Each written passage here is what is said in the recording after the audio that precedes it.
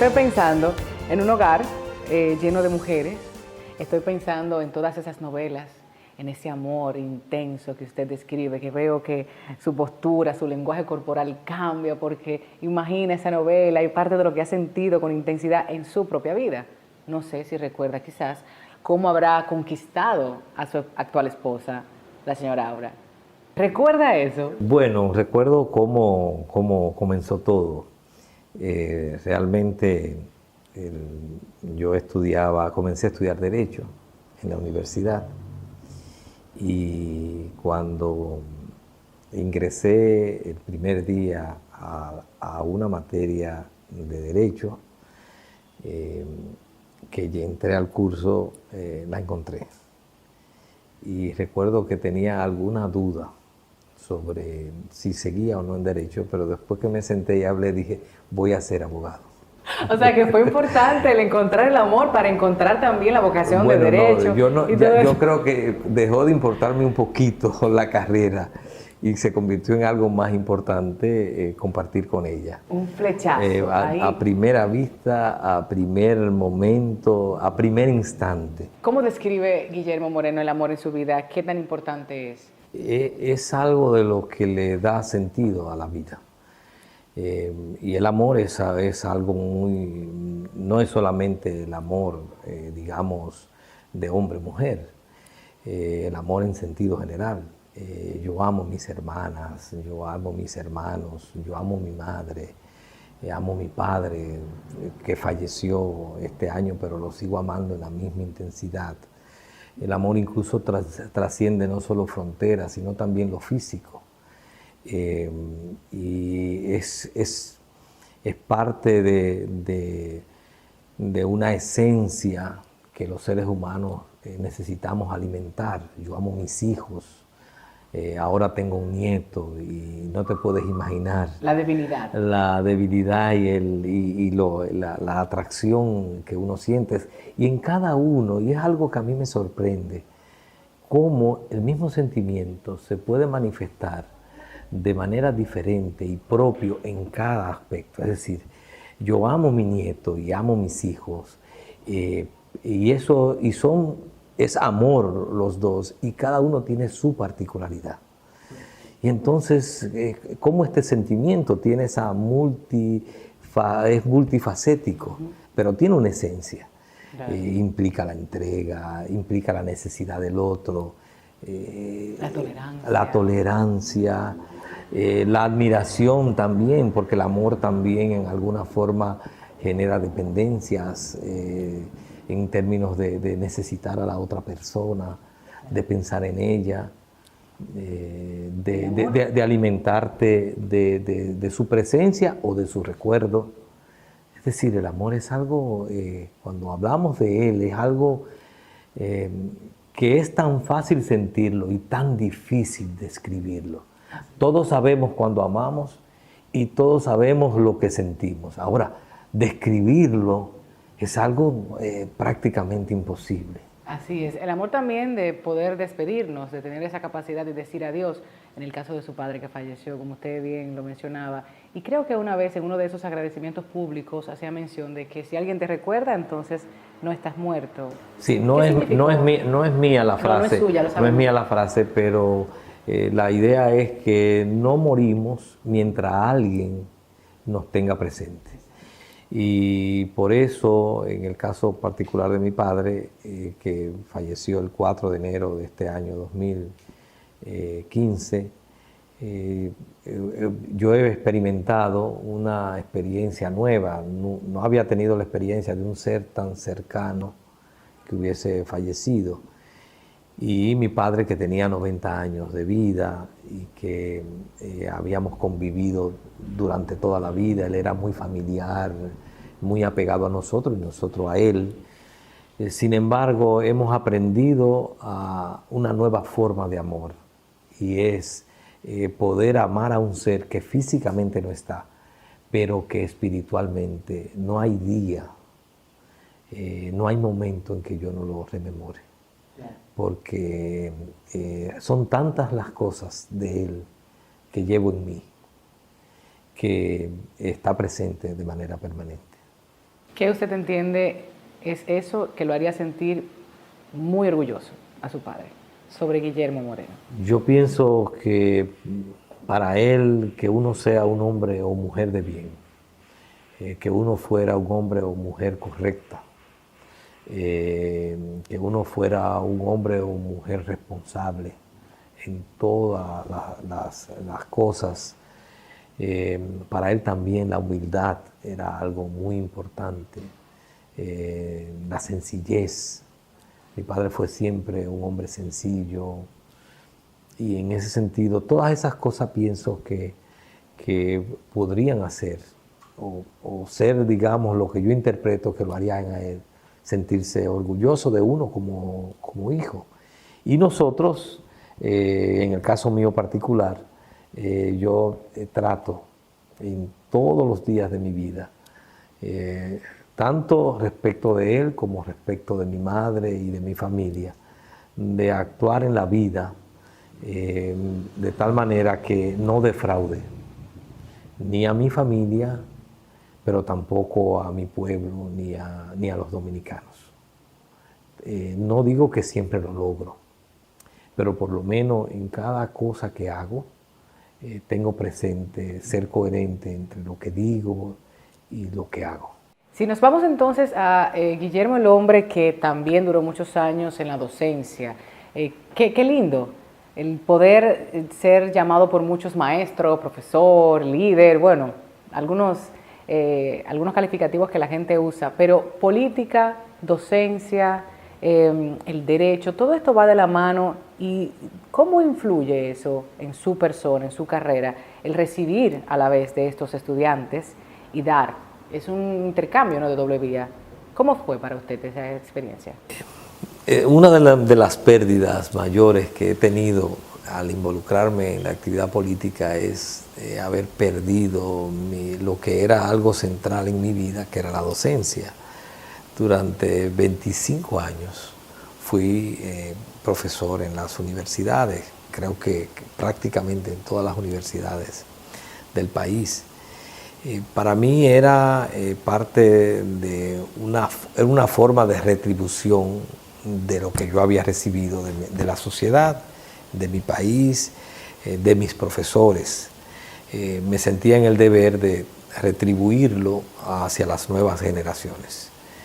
Y por eso para mí era algo que yo no preguntaba ni cuánto pagaban.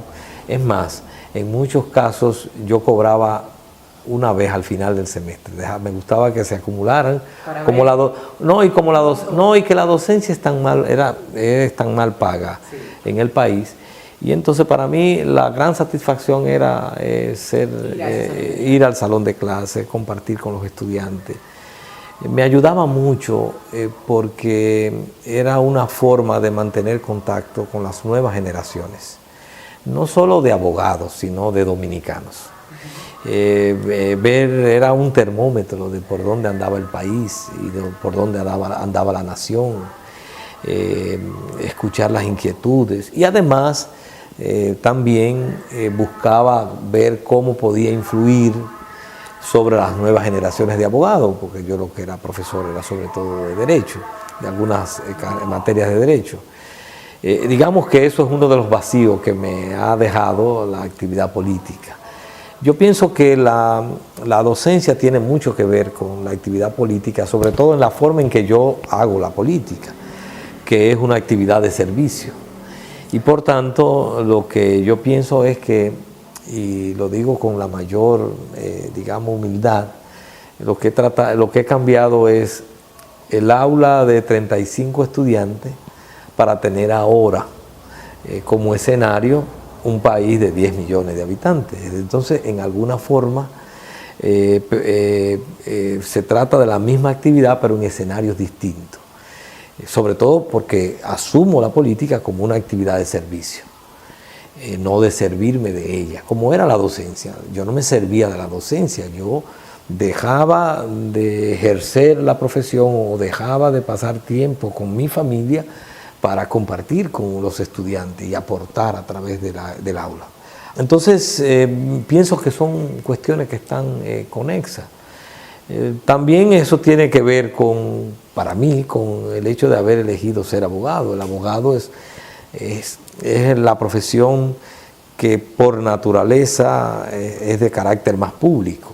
El abogado siempre está involucrado en asuntos públicos y en alguna medida es muy fácil para el que es abogado en ejercicio y sobre todo se identifica con el derecho, pasar del ejercicio del derecho a la actividad política. Tienen muchas conexiones. ¿Y esa experiencia como procurador? Porque la responsabilidad, los ataques, hay cosas que quizás no se comentan públicamente, porque usted lo guarda, ¿no? Lo recuerda. Retos, así. Esa fue una experiencia importante en mi vida, digamos que de esas experiencias que marcan. Yo nunca aspiré propiamente a ser procurador fiscal del Distrito Nacional. Más bien puedo decir que me fueron a buscar a mi casa y me ofrecieron esa posición.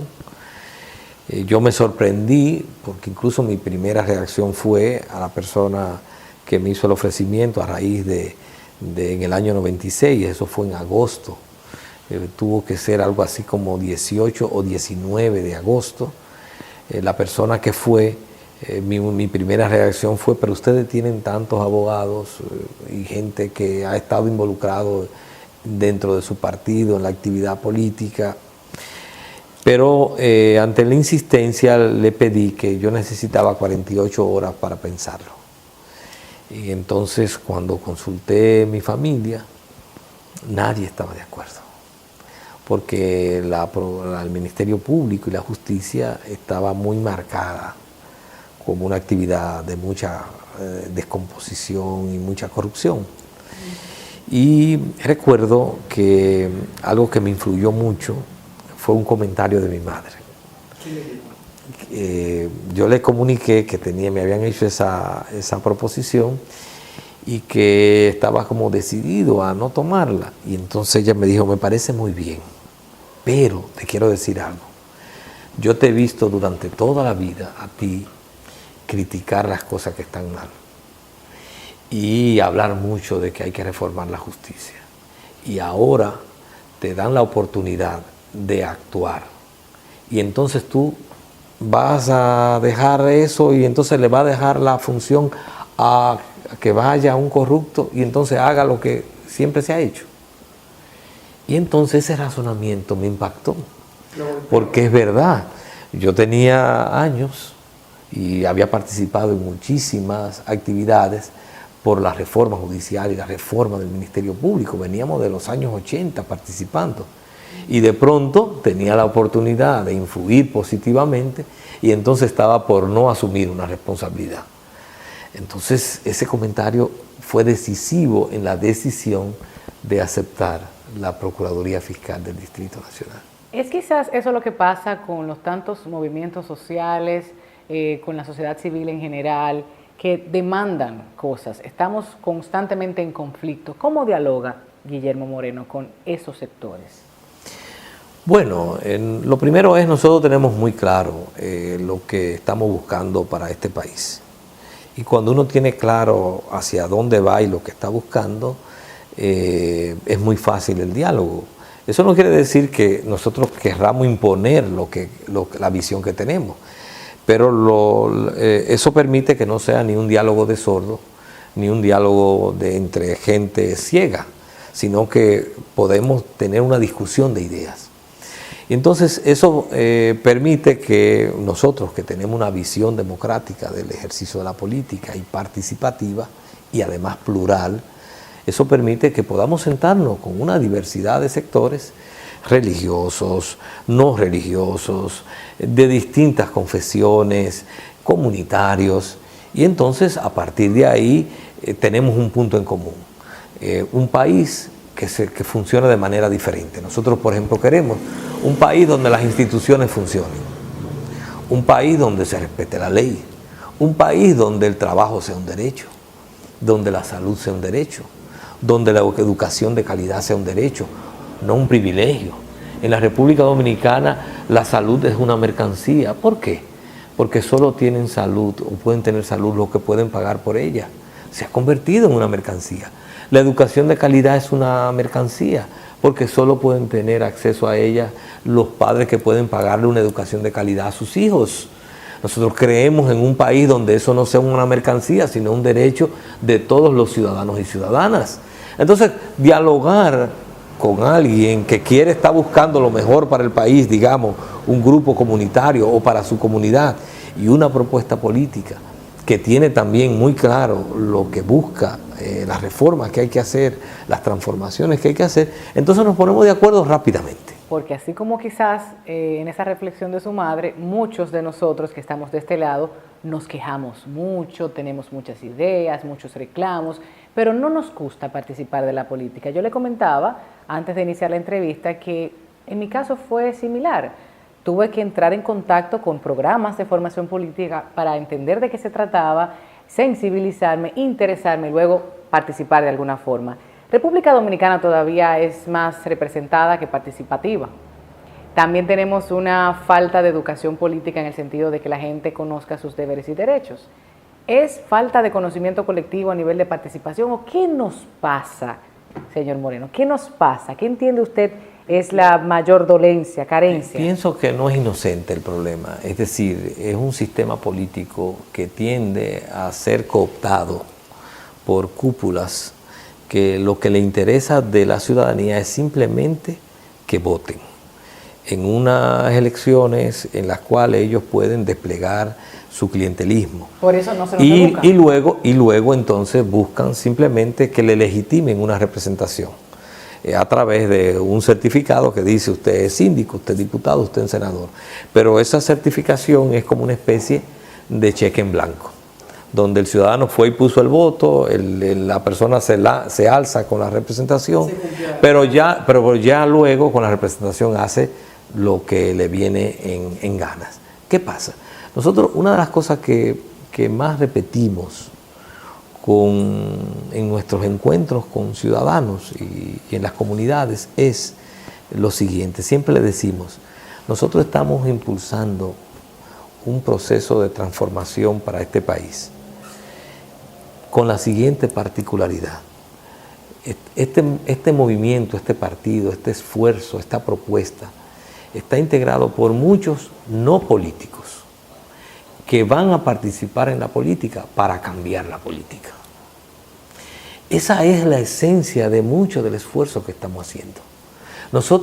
Muchos de nosotros, no necesariamente ni ha crecido, ni se ha forjado en la política, ni son políticos profesionales. Nosotros decimos, nos encanta mucho que en nuestros equipos y en nuestros núcleos haya gente que evidentemente no viva de la política, sino que sea empleado de un banco, profesor, que sea chiripero, que sea obrero, que sea estudiante. Es decir, la sociedad misma, tal como es, porque normalmente no da buen resultado cuando la política solo es hecha por políticos profesionales. Nosotros queremos que la política sea una actividad ciudadana y por eso le decimos a los ciudadanos, tienen que participar.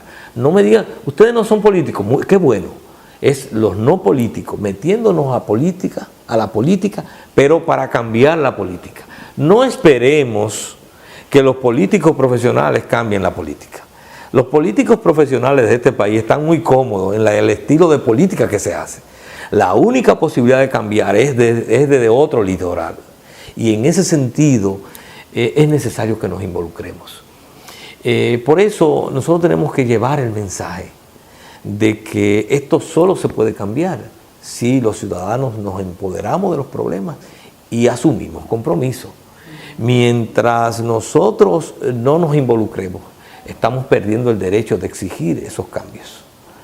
Mientras aquí ser diputado o ser regidor solo puede hacer el que pueda comprar dentro de su partido esa regiduría y tenga 20 millones para poder desplegarla, o para ser diputado que haya que tener 50 millones para ser diputado y para ser senador 80 millones, mientras la política se maneje así, esto no es una democracia entonces, es una plutocracia, el gobierno de los que tienen más poder económico. Y esa no es la esencia de la democracia. La esencia de la democracia es la soberanía ciudadana. Es decir, es la capacidad que tienen los ciudadanos de elegir representantes y le darle un mandato. Y en base a ese mandato, entonces ellos cumplir con ese mandato y si no, el ciudadano poder controlarle. Porque la representación no puede ser un cheque en blanco. Exacto, pero el sistema te empuja a votar, a elegir, a buscar esos representantes, perdón. Y yo recuerdo algo, por ejemplo, señor Moreno, usted escribía sobre la Ley Orgánica del Consejo Nacional de la Magistratura y hablaba de la falta de institucionalidad. ¿Eso era en qué año? 2011. Pero ¿por qué a mí me llama la atención? Falta de institucionalidad y precisamente lo que expresa de ese cheque en blanco. Y estamos pensando en una serie de personas que controlan y que supuestamente van al Congreso para representar tus intereses. Pasa con la mujer. Mujeres que no necesariamente, por ser mujeres, representan mis intereses como mujer. ¿Cómo nosotros, ciudadanos y ciudadanas, nos empoderamos, nos formamos para elegir en estas próximas elecciones con más inteligencia, con más asertividad?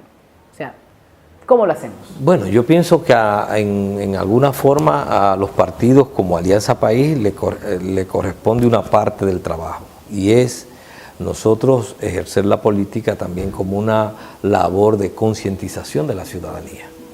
Es decir, nosotros tenemos que ser capaces de que en nuestros mensajes nosotros le podamos presentar a la ciudadanía los caminos de involucramiento, de empoderamiento, de participación.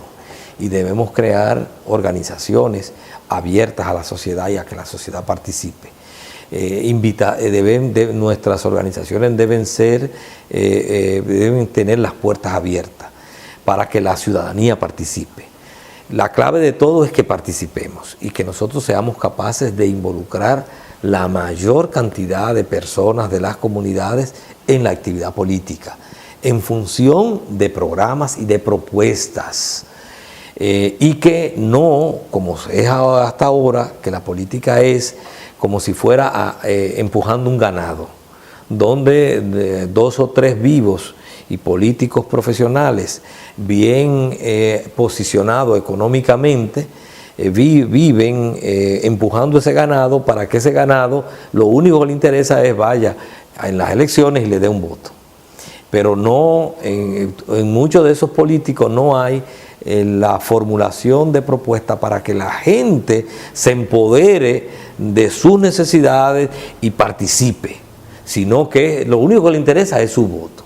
Entonces a nosotros, a una organización como Alianza País, le corresponde una labor de, insisto, de cambiar la política, de cambiar la práctica política. Todo aquel que te ofrece villas y castillas, si ganara, entonces es sospechoso. Todo aquel que tiene que pagar para que voten por él es sospechoso. Yo digo, es tan malo que tiene que pagar para que voten por él. Entonces, es sospechoso.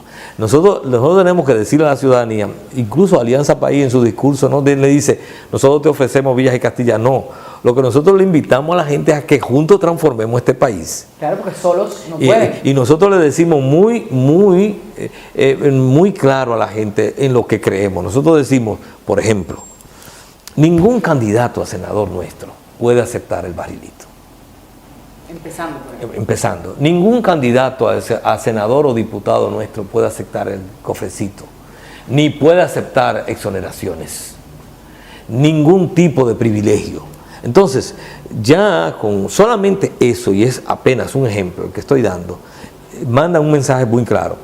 Nosotros queremos que el que vote por Alianza País vote conscientemente por lo que nosotros proponemos, para que no haya malentendido.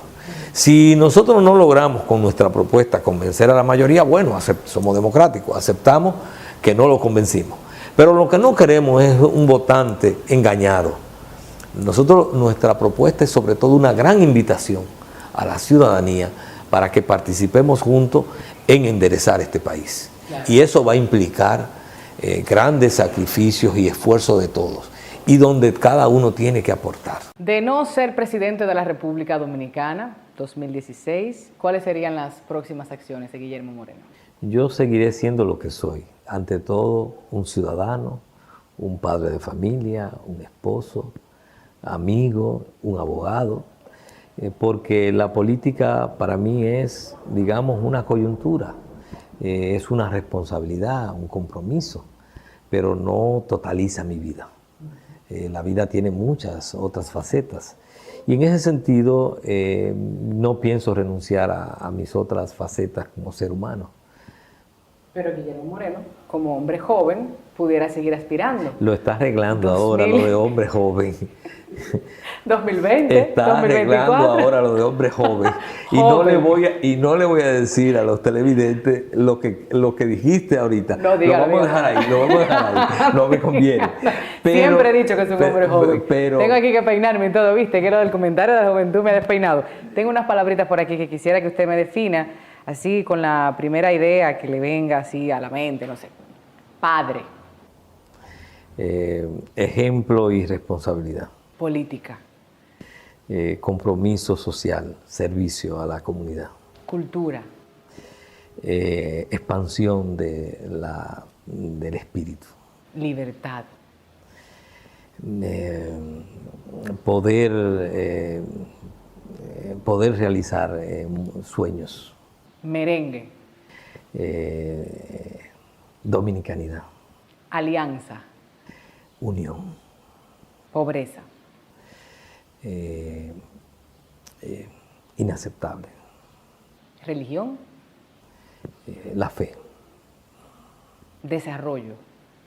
La oportunidad de una vida en dignidad para todos y todas. Y si yo le menciono la palabra dembow, ¿qué usted piensa?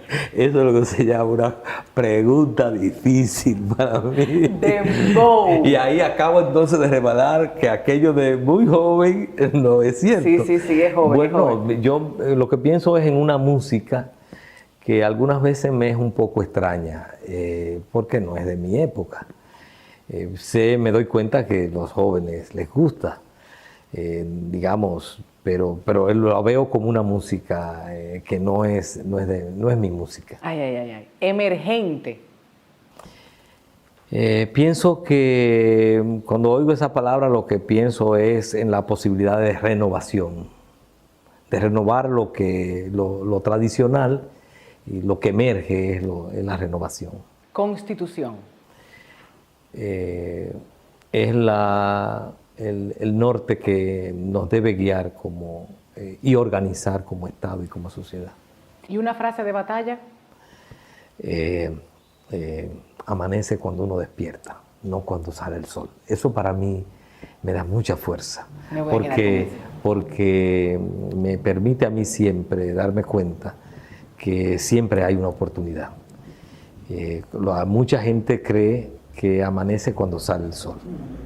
Y por tanto, si no desperté en el momento que salió el sol, bueno, fue cuando amaneció. No. Cada quien tiene en su vida una propia forma de amanecer. Y es cuando uno despierta. Si yo pudiera repetir, señor Guillermo, una y otra vez las frases, las palabras, la cita, esa pequeña conversación que sostuve en el 2015 con este señor, ¿qué pudiera hacer? Palabras que yo sé que van a quedar ahí, puede ser de política, de su vida personal, familiar, lo que sea, pero que yo puedo repetir una y otra vez y sé que se van a mantener en el tiempo. Todo. Yo pienso que las personas evolucionamos. Pena de aquel que se quede estancado. Pero trato en mi vida de ser una persona de convicciones. Y por tanto, muchos de los juicios que emito son el fruto de un convencimiento, de una visión de la vida. Y por tanto, no son pasajeros. Lo que quiere decir que muchos de estos juicios sé que te lo puedo repetir en 5 años, en 10 años o en 20 años. A menos que en alguno de esos aspectos haya evolucionado mi pensamiento o mi actitud.